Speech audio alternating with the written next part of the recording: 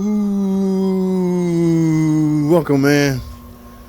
Welcome back to the channel, guys. Typical junk Saturday. Today is Saturday, guys, so I'm in cleanup mode. I try to retouch up my area, especially on Saturday. I got to do some inventory, guys. Now, never mind these batteries. See, I got this battery right here.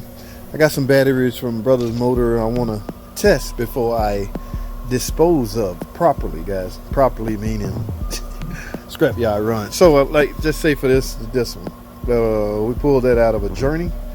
So what I want to do is just make sure it's, now we don't have this at Brothers Motor, so like I told y'all earlier, if we suspect the batteries at fault, we got a lot of fault codes indicating that voltage is low, then yeah, we have no choice but to recommend a battery. All right, now here I can put it on this machine. This machine would tell me if the battery, it will go through a deep cell charge and see if the battery can, you know, hold everything the way it's supposed to, and it will come up pass or fail.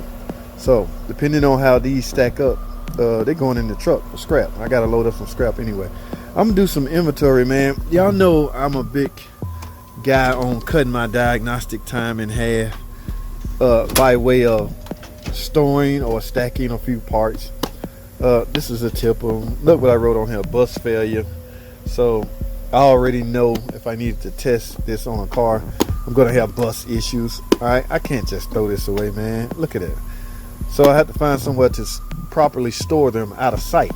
All right, now I have done that way too long to the point where I got old controllers. Anybody? I know Tom Cook know what this is. Hella may know. Hella a young guy, he might not understand. Hella, this might be for your time. Hella, I know you're a dealer guy, but yeah, this is a TCM. Yes, guys, there was once a point of time we was replacing TCMs. They were separate from the PCM. Now a lot of the controllers are NGC, next generation controller, meaning the transmission and the engine functions all in the same module. I always explain it like this: if you get a controller, the green connector is always dedicated to the transmission. All right, so if you're working on a car and you get a controller and it has no pins in here, meaning there's no fourth connector, meaning you don't see a connector, you can assume that this car is equipped with a manual transmission or a manual transmission. Okay, because or a nag 1 transmission. Remember, nags are one that have their own TCM, and it's always under the steering column. Okay, so yeah, don't panic if you don't see the fourth connector. Oh, what, they cut the, no, they didn't cut it, it's just not equipped. It must be a stick or a nag 1 transmission. Well, anyway, yeah, so once upon a time we was replacing TCMs, guys. This likely a Sebring or a PT Cruiser or something. I'm never ever gonna see one of these in this shop again. So I'm creating space. I'm taking up space with these old modules, so that goes in there. So now going through and doing a little inventory cleaning house, I can create more room. All right, anybody recognize this old controller out of a Grand Cherokee? I want to say WJ, Tom Cook, WJ. Y'all remember the old WK? This is pretty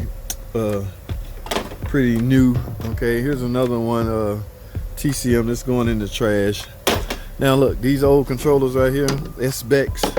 These are all old Caravan. Oh, was I using these back in the day? Oh my goodness, I was plugging these mugs up. This looked like a older model PT Cruiser. I can tell by the hooks. Yes, Gen 1. This is a Gen 1 PT Cruiser. I might need to hang on to this. Yeah, because from time to time, those still come in here, and I have no time to properly, by the book, diagnose an older model, anything for that matter. Here's another older one. Y'all recognize the hooks? This go on an older model Caravan. All right. Yes, I know this one by heart. I done pulled this one out of here a bunch of times. Simply plug them up, the light go out. Now guys, these are not plug and play. Now maybe that PT Cruiser one is, if depending on the color of your key. If your key is gray or silver, you, my friend, have factory alarm. So from the looks of it, I'm finna create a whole nother space right here for some more up-to-date modules. We're not seeing this old stuff anymore, guys. People, some cases we charge them $500-$600 to diagnose your car. That exceeds the value of some of these cars. So I cringe when a customer's like, okay, go ahead and do it. Wait a minute, man, this is a '01 such and such, and it's $1,000-something, and you talking about go ahead and do it. Yeah. Now this is one, I think an Avenger or something like that, with no charging or something like that. Guys, I don't know, I'm just that kind of guy. You can see the paint on here. This one likely came from a salvage yard. 246 looks to be something like a a Charger or a Challenger. Yes, see those all the time. So let me make room for some what's in this other stuff, man? I got stuff everywhere, and this ain't the only one. Here goes some stuff over here. Oh, I'm about to throw all of this away, guys. Radios, I don't what we got here? Let's be nosy. Well, it's my stuff. It's not really being nosy. This is one I swiped up all three. It was available. Remember I told you guys to avoid needing the programming, you need to get them all. Skim, key, and the module. 340 sounds like a Pacifica. Yes, I remember this one by heart. Alright, I had to go out and get a test PCM. These was in the car, so I went out and snagged those. So if I ever run into a Pacifica with a problem, and I suspect it's computer related problem, merely plug this in, get the skim code. These not plug and play, so you can't just plug them in and expect it to start. I will have to make some adjustments, but it's easy adjustment, okay, from where I sit. Now you guys, that might not be the case. I gotta go. Look, guys, anybody still, yes, and you should, don't get me wrong, vacuuming, AC season over with. This is a vacuum pump. I don't know if anybody's still an old tipper from somewhere else. What's in here? I see the guy that worked here last left all of this camshaft. I don't even know how. See, these are not supposed to be by any magnet or any. I don't even know if this stuff worth. Look at this, guys. An old solenoid pack out of a 41 TE 8604, and it looked new. So yeah. Oh, we replaced the transmission and I pulled that off a long time ago. I remember. Worthless right now. Look, more camshaft. I guess this is where we store camshaft. This lobes are not worn, guys. There's only one reason to replace this, guys. Two reasons to replace this. Either the lobes worn out or this tone wheel is loose. See, it's pressed on now. So once it becomes loose, the camshaft is toast. All right. I don't know. I gotta find a way. This shouldn't be laying near a magnet.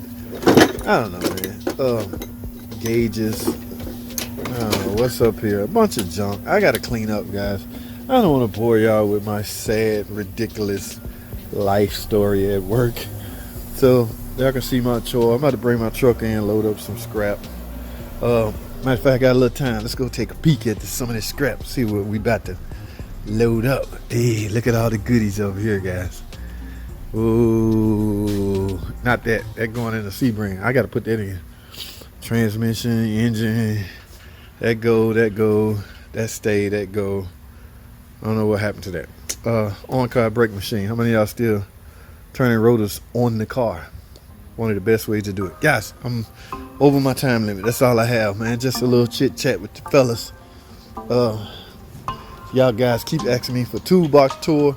There's nothing exciting about. All right, I'll clean it. When I clean it up, I'll do that. But right now, I got to get out of here, guys. Thanks for watching.